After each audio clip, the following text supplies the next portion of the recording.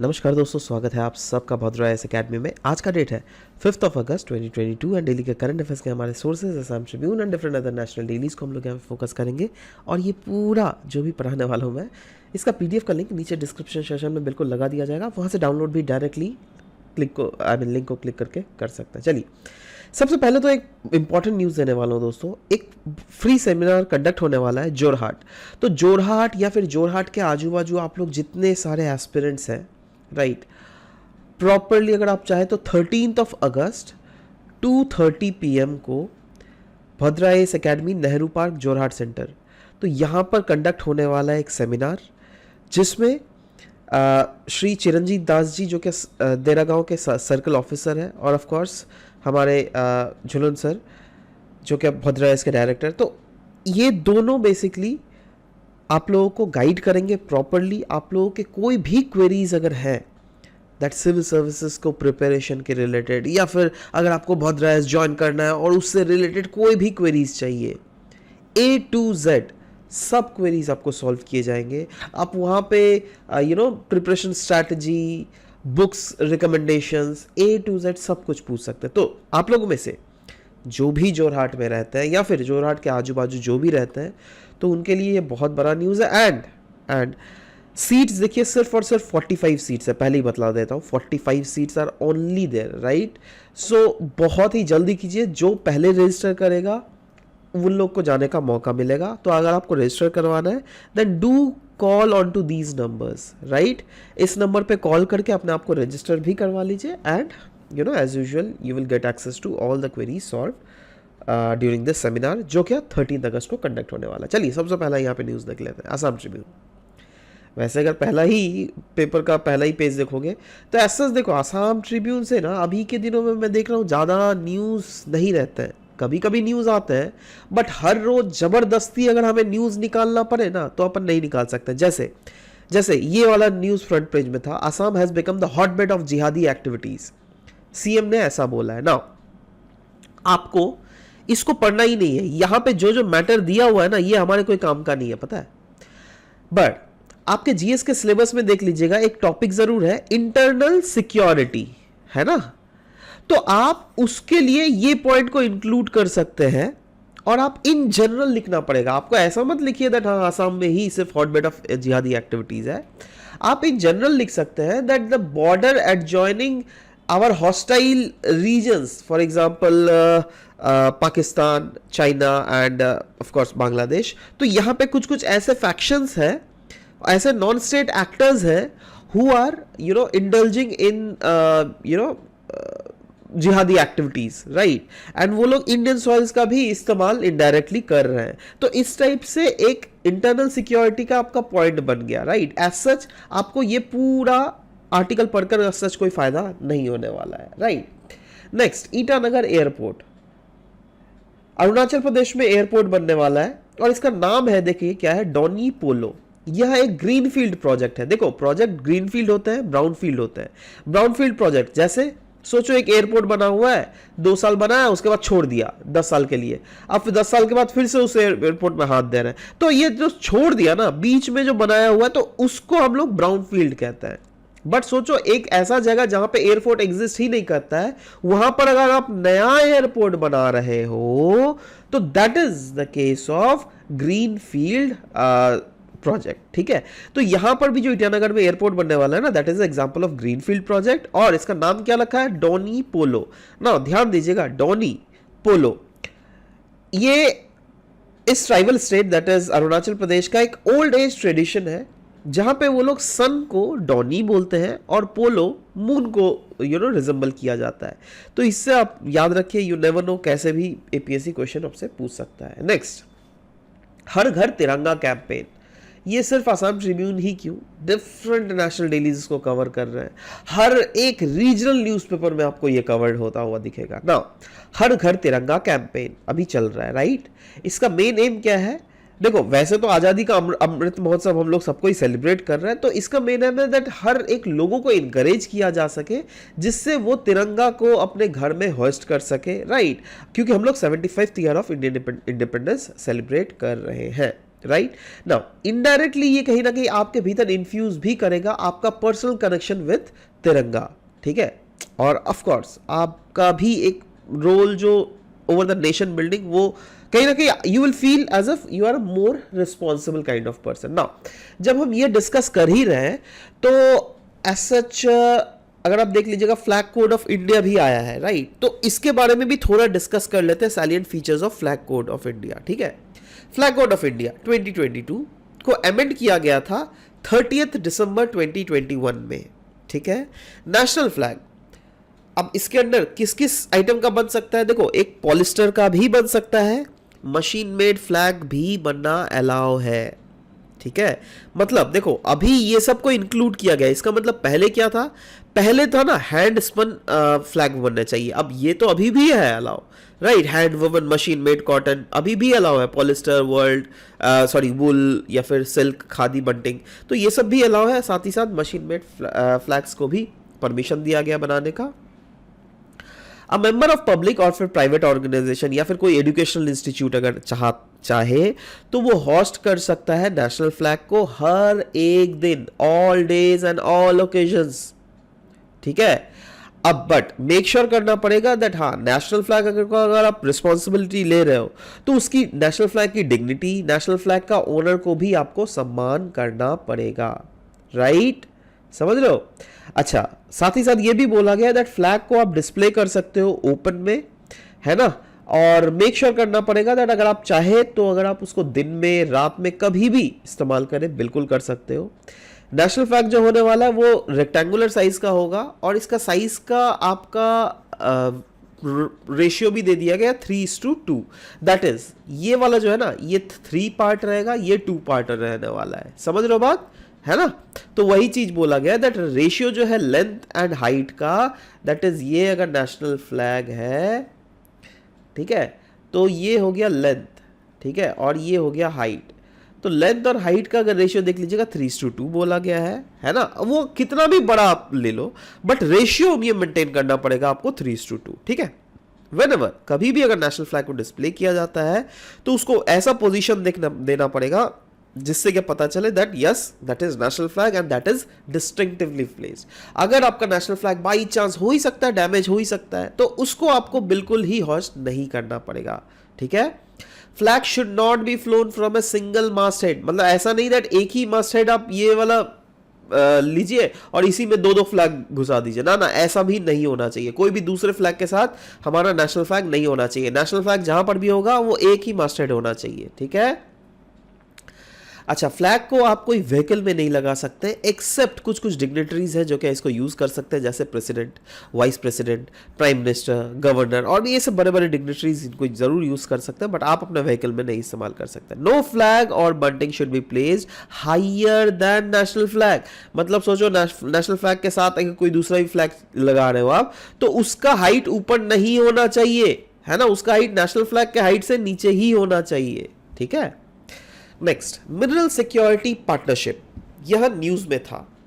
Now इसके बारे में दोस्तों देख लेते हैं मिनरल सिक्योरिटी पार्टनरशिप है क्या। देखो पहली बात तो ये एक ऐसा ग्रुप है जिसमें इंडिया इंक्लूड नहीं है बट इंडिया इंक्लूड होना चाहता है, ठीक है, ये जान के रख लो। नाउ मिनरल सिक्योरिटी पार्टनरशिप एक एम्बिशियस यूनाइटेड स्टेट्स के द्वारा लीड पार्टनरशिप प्रोग्राम है जिसके तहत मेन एम यही है दैट अभी जो दुनिया की जो सप्लाई चेन चाइना के ऊपर निर्भर करती है उस सप्लाई चेन की निर्भरता को घटाना है, ठीक है। और ये जो नया अलायंस है ये देखा जा रहा है of being primary focus on evolving alternative to China, क्योंकि अगर चाइना का देख लीजिए कुछ कुछ ऐसे रीजन्स है ना, कुछ कुछ ऐसे मिनरल सेक्टर है जहां पर चाइना का मोनोपोली है, जैसे रेयर अर्थ मेटल से कितना चीजें बनता है, सेमीकंडक्टर्स, कितना चीजें हम लोग बनाते हैं, राइट। तो उस चीज को उससे हटकर या तो अफ्रीका या फिर डिफरेंट अदर नेशंस में हमें शिफ्ट करना है, ऐसा बोला जा रहा है इस पार्टनरशिप का एम है। बिसाइड यूएस इस partnership that is maritime security mineral security partnership का कौन कौन देश इंक्लूड करते हैं इसमें, ऑस्ट्रेलिया है, कनाडा है, फिनलैंड है, France, Germany, Japan, Republic of Korea जिसमें साउथ कोरिया आता है, नॉर्थ कोरिया नहीं है ना, Sweden, United kingdoms, European union, ये सारे हैं, ठीक है। और इसमें फोकस किया जाएगा वेरियस मिनरल्स को, जैसे कि मैंने बोला कोबाल्ट, निकल, लिथियम तो है ही, बट साथ ही साथ रेयर अर्थ मेटल्स को भी बहुत ज़्यादा फोकस किया जाएगा, क्योंकि ये जो मटेरियल्स है ना, ये काफ़ी ज़्यादा क्रिटिकल है दुनिया में, और इससे बहुत ही हाई एंड वैल्यू हम लोग प्रोडक्ट्स बनाते हैं। इनफैक्ट सेमीकंडक्टर्स का ही अगर ले लीजिए, यहाँ पर भी हाई एंड इलेक्ट्रॉनिक जो मैन्युफैक्चरिंग है वो सेमीकंडक्टर्स के द्वारा किया जाता है। तो इसकी जो डिपेंडेंसी है वो चाइना से हटाकर अलग जगह करना है। नाउ सवाल होता है दैट इंडिया इसमें क्यों इतना ज़्यादा इंटरेस्ट है, क्योंकि देखो हमारा जो हम अगर इसमें इंक्लूड हो जाता है ना, तो हमारे भी फ्यूचर के गोल को यह सर्व करता है। जैसे one of the key element अगर इंडिया का ग्रोथ स्ट्रेटेजी का देख लीजिएगा, it is powered by one ambitious shift in mobility space. Undoubtedly आप देख लीजिएगा, हम लोग क्या बोल रहे हैं, हम लोग बोल रहे हैं दैट यस ई व्हीकल का बात कर रहे हैं हम लोग, ठीक है, और क्या क्या बात कर रहे हैं, दैट पब्लिक ट्रांसपोर्ट का बात कर रहे हैं। तो इस सेक्टर में हम लोग डोमिनेशन पाना है पूरा दुनिया भर में, ठीक है, तो इसीलिए इस सेक्टर में पुश भी देने की बहुत ज़्यादा ज़रूरत है। नाउ नेक्स्ट न्यूज़ है ये रिगार्डिंग अर्थ के स्पिनिंग को लेकर। अर्थ जो स्पिन करता है ना अपने एक्सेस में, उसी को लेकर एक्चुअली क्या हुआ है ना दोस्तों, 29 जून को ऐसा देखा गया है दैट अर्थ जो स्पिन कर रही थी 24 आवर्स में ना स्पिन करती है, बट 24 से थोड़ा कम टाइम, अराउंड 1.59 मिली सेकेंड्स कम इसने लिया है, समझ लो ना। ये बहुत बड़ा लेकिन डिफरेंस क्रिएट कर रहा है। पूछो क्यों? क्योंकि देखो एज सच क्या हो जाएगा ना, दैट इस टाइप के माइन्यूट चेंजेस जो है, अगेन आपका घड़ी तो नहीं देख सकता, बट हाँ एटॉमिक क्लॉक्स इसको मॉनिटर करती है, और एटॉमिक क्लॉक्स ने ही इसको मॉनिटर किया। और ये जो नया ट्रेंड है ना, इससे अर्थ का रोटेशन स्पीड आने वाले समय में और भी चेंज हो सकता है। और एक फिनोमिना है जिसको कहते हैं हम लोग चैंडलर वुबल। चैंडलर वुबल के कारण कहा जा रहा है दैट अर्थ का रोटेशन स्पीड जो है यह फ्लक्चुएट कर रहा है। नाउ नासा चैंडलर वुबल के इस डेफिनेशन को कैसे बोलती है? वो बोलती है, देखो भाई ये अर्थ के द्वारा एक मोशन है जो कि एग्जिबिट किया जाता है। इनफैक्ट सन 2000 में ही एक मिस्ट्री को सॉल्व किया गया था साइंटिस्ट के द्वारा चैंडलर वुबल को रिलेटेड, राइट। और यह पाया गया दैट अर्थ का जो रोटेशन चेंज जो होता है ना, ये फ्लक्चुएशन जो आता है, ये फ्लक्चुएशन प्रेशर आपका जाके जो ओशन के बॉटम में प्रेशर एग्जिस्ट कर रही है ना, एक तो वो रीजन है, दूसरा है सैलिनिटी, तीसरा है आपका टेम्परेचर, और फाइनली है विंड ड्रिवन चेंजेस जो क्या ओशन सर्कुलेशन में हमें देखने को मिलता है। तो ये सब फैक्टर के कारण अल्टीमेटली जो अर्थ का रोटेशन स्पीड है उसमें फ्लक्चुएशंस आ रहा है, और उसी प्रोसेस को हम लोग कहते हैं चैंडलर वुबल, दैट इज ये वोबलिंग कर रहा है, ठीक है, and it is caused by ocean bottom pressure change and the remaining 1/3 by the fluctuation of atmospheric pressure, ऐसा कहा गया है, ठीक है। चलो आने वाले समय में अगर कुछ भी इसके रिलेटेड अपडेट आती है, of course will update you that. Next news regarding formation of FPOs, farmer producer organisations. Government of India ने लॉन्च किया था एक सेंट्रल सेक्टर स्कीम जिसका नाम था formation of and promotion of 10,000 farmers producer organisation. कब? In the year 2020। और इसके लिए कुछ पैसे भी उन्होंने आउटले किए थे। फार्मर्स प्रोड्यूसर ऑर्गेनाइजेशन के बारे में थोड़ा देख लेते हैं, ये है क्या। देखो दोस्तों, आपने SHG के बारे में पढ़ा है ना, सेल्फ हेल्प ग्रुप, उसका जो कॉन्सेप्ट है ना, similar concept farmer producer organisation का ही है। ये भी एक वॉलंटरी ऑर्गेनाइजेशन है जिसके तहत फार्मर जो है एक साथ आ जाते हैं और एक्टिवली पार्टिसिपेट करते हैं। अगर कोई भी पॉलिसी मेकिंग या फिर डिसीजन मेकिंग पावर्स हो उस ऑर्गेनाइजेशन के बीच, तो उसमें, ठीक है। इसका मेंबरशिप ओपन है हर एक पर्सन के लिए, ठीक है। जेंडर नहीं देखा जाएगा, लड़का भी हो सकता है, लड़की भी, मतलब मर्द औरत सबको ही हो सकता है। सोशल स्टाटा नहीं देखा जाता है, रेशियल पॉलिटिकल रिलीजियस डिस्क्रिमिनेशन कुछ नहीं किया जाता है। कोई भी अगर आप विंग से हो, आप इसका मेंबर बन सकते हो, आप अगर फार्मर हो तो, ठीक है ना। इसमें होता क्या है, एक क्लस्टर बन गया, सोचो 10 फार्मर का क्लस्टर बन गया, ठीक है। अब कोई प्रॉब्लम हमें देखने को मिल रहा है तो उसको डायग्नोस किया जाएगा, प्रॉब्लम को, उसके फिजिबल निकाला जाएगा दैट इसको प्रॉब्लम को कैसे सॉल्व किया जा सकता है, राइट। और उसको मोबिलाइज किया जाएगा, अगेन रिसोर्सेज को मोबिलाइज किया जाएगा। फाइनली रिसोर्स मोबिलाइजेशन के कारण जो भी चेंजेस हमें देखने को मिलेंगे उस डेवलपमेंट को अकाउंट किया जाएगा, उसी ऑर्गेनाइजेशन के द्वारा ऑडिट किया जाएगा, और फाइनली देखा जाएगा दैट क्या इससे फ़ायदा हो रहा है। कोई भी अगर हम लोग पॉलिसी डिसीजंस अगर चेंज कर रहे हैं तो, अगर चेंज हो रहा है तो ऑफकोर्स वो फार्मर प्रोड्यूसर ऑर्गेनाइजेशन सफल हो रहा है, खत्म बात है ना। Next, centre raises fair price for sugar cane harvest. Cabinet committee on economic affairs का गठन हुआ था और उन्होंने अप्रूव कर लिया ये fair and remunerative prices of sugar cane for the sugar season of 2022-2023. Fair and remunerative price, ये एक प्राइस है जो कि गवर्नमेंट के द्वारा डिक्लेयर किया गया जाता है, जिसमें शुगर मिल्स जो है ना, जैसे किसान हो आप, ठीक है, आप अपने शुगर केन को शुगर मिल्स को पास बेचोगे और शुगर मिल्स आपको पैसे देगी, ठीक है, और इस एफआरपी के तहत sugar mills are bound, they are the legally bound to pay farmers the cane procured from them. जितना शुगर केन वो प्रोक्योर कर रहे हैं उतना पैसा वो लीगली बाउंड है, पे करेंगे ही। And delays in payment can attract an interest up to 15% per annum as well. समझ रहे हो? तो again payment FRP across the country जो है गवर्न किया जाता है कुछ एक्ट्स के द्वारा, और वो है शुगर केन कंट्रोल ऑर्डर 1966, जिसको जो किस एक्ट के अंदर आती है, the essential commodities act of 1955, जिसके अंदर 14 दिन के अंदर आपको डिलीवर करना पड़ेगा इसका पेमेंट। अगर नहीं किया तो 15% तक आपको इंटरेस्ट भी देना पड़ेगा। समझ रहे हो बात ना? ये रिकमेंडेशंस जो दी जाती है ना, वो CACP, that is commission of for agriculture cost and prices के द्वारा दी जाती है, और इसको अनाउंस किया जाता है भाई cabinet committee on economic affairs के द्वारा। CACP, commission for agricultural cost and prices, ये एक अटैच्ड ऑफिस है ministry of agriculture and farmers welfare का। ये एक एडवाइजरी बॉडी भी है जो क्या रिकमेंड करती है गवर्नमेंट को दैट हाँ इतना FRP होना चाहिए, इतना MSP होना चाहिए। बट हाँ ध्यान दीजिएगा, ये सिर्फ रिकमेंड ही करती है, एडवाइस ही देती है, इनका कोई भी एडवाइस बाइंडिंग नहीं होता। In fact cabinet committee on economic affairs को चेयर किया जाता है भाई prime minister of India, and FRP जो है वो रंगराजन कमेटी के रिपोर्ट के आधार पर ही शुगर केन इंडस्ट्री में अप्लाई किया जाता है, that is fair and remunerative prices के बारे में। तो अगर कल को आपको क्वेश्चन आ जाए दैट बताओ भाई फेयर एंड रिन्यूमेटिव प्राइसेस जो है ये किस क्रॉप से इंक्लूडेड है, वीट, जूट या फिर राइस या फिर शुगर कैन, तो answer will be sugar cane, ठीक है, याद रखना। बट वहीं पर अगर मैं वीट राइस का बात करूं तो उसके लिए लेकिन MSP होता है, ठीक है, वो याद रखिएगा, ये बेसिक डिफरेंस है। लेकिन next, document identification number. Supreme court ने GST काउंसिल और यूनियन ऑफ इंडिया को एडवाइस किया था, देखो भाई आपको एक इशू करना पड़ेगा एडवाइजरी डिफरेंट स्टेट्स को, है ना, जिससे electronic generation of document identification number को इंश्योर किया जा सके कोई भी इनडायरेक्ट टैक्स एडमिनिस्ट्रेशन को कलेक्शन के रिलेटेड, ठीक है ना। वैसे अगर देख लीजिएगा ये चीज जब भी बोला गया था ना सबसे पहले, उसके बाद ये सुनकर केरला और कर्नाटक ने तो ऑलरेडी इसको इंप्लीमेंट कर दिया गया था, बट बाकी डिफरेंट स्टेट्स ने नहीं किया था, ठीक है। तो इसलिए इस डॉक्यूमेंट आइडेंटिफिकेशन नंबर को हर एक स्टेट में जिससे वर्कफोर्स किया जाए, इसलिए इसके बारे में बात की जा रही है। Generation of document identification number for all communications send by the state tax officers to the tax payers या फिर अदर पर्सन्स।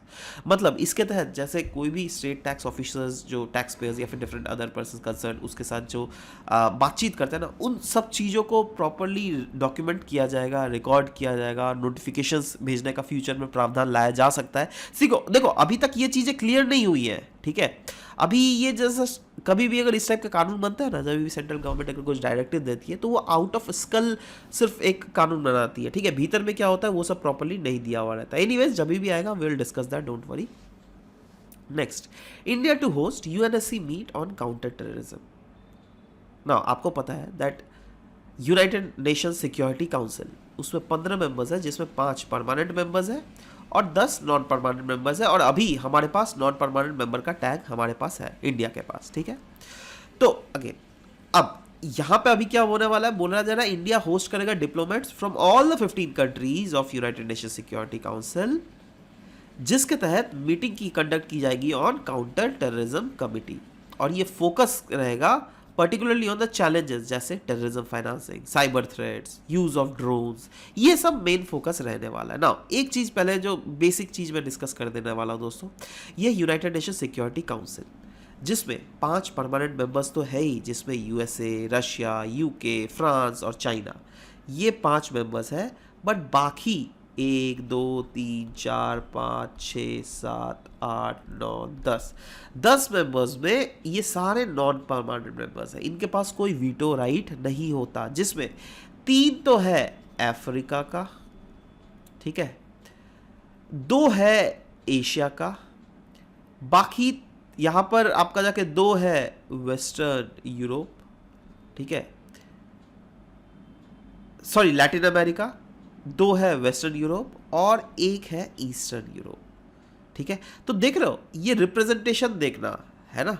बट यहां पर भी अगर देखोगे, यहां पर भी एक यूरोप आ गया, यहां पर भी एक यूरोप है ना, ये भी तो आधा यूरोप में ही लाई कर रहा है, समझ रहे हो। देखो 1 2 3 ऑलमोस्ट है ना, और यहां पे western Europe and others eastern Europe, देख रहे हो 3 इधर, 1 2 3 ऑलमोस्ट है ना, इधर 4 5 6। यूरोप का रिप्रेजेंटेशन कितना ज्यादा है देख रहे हो यूनाइटेड नेशन सिक्योरिटी काउंसिल में। इसीलिए तो बोला जा रहा है that United Nation Security council में रिफॉर्म की सख्त जरूरत है। एनीवेज, इसका की हाईलाइट्स अगर देख ले, ये जो काउंटर टेररिज्म मीट होने वाला है, इस पे मेनली जो मैटर इंडिया के द्वारा उठाया जा सकता है वो पाकिस्तान और अफगानिस्तान से जो क्रॉस बॉर्डर थ्रेट्स है उसके बारे में तो बात की जाएगी ही, बट साथ ही साथ comprehensive convention on international terrorism जो कि सबसे पहले प्रपोज किया गया था 1996 को, उसको फिर से रीआइट्रेट किया जाएगा, फोकस किया जाएगा increasing threat of abuse for terrorism purpose, namely internet और सोशल मीडिया के द्वारा जो थ्रेट हमें देखने को मिल रहा है, terrorism financing, unmanned aerial system. तो ये सब कुछ ऐसे एरिनाज है जिसको जो फोकस अभी का रहेगा। ठीक है।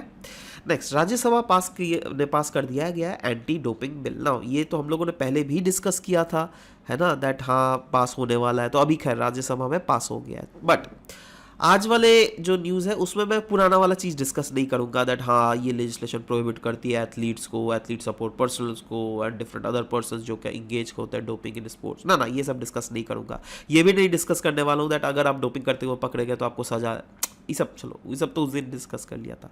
आज मैं 2 चीज़ डिस्कस करने वाला हूँ, एक है नाडा, एक है वाडा, national anti doping agency, world anti doping agency. ठीक है, नेशनल एंटी डोपिंग एजेंसी को कुछ कुछ पावर दिए गए हैं, जैसे वो इन्वेस्टिगेट लेवाई कर सकता है, सैंक्शंस कर सकता है for anti doping rule violations हमारे देश में, है ना। साथ ही साथ इस कानून के तहत वाडा के मैंडेट के अगेंस्ट जाके एक चीज़ बोला गया, दैट इज बोला गया दैट देखो भाई वाडा वर्ल्ड एंटी डोपिंग एजेंसी अगर कभी भी इस टाइप के ओलंपिक्स उस टाइप की चीज़ें होती है तब तो आपका बात चलेगा, बट आप हमारे देश में घुस के भीतर में नहीं बोल सकते हो दैट आया ऐसे ऐसे कानून बना।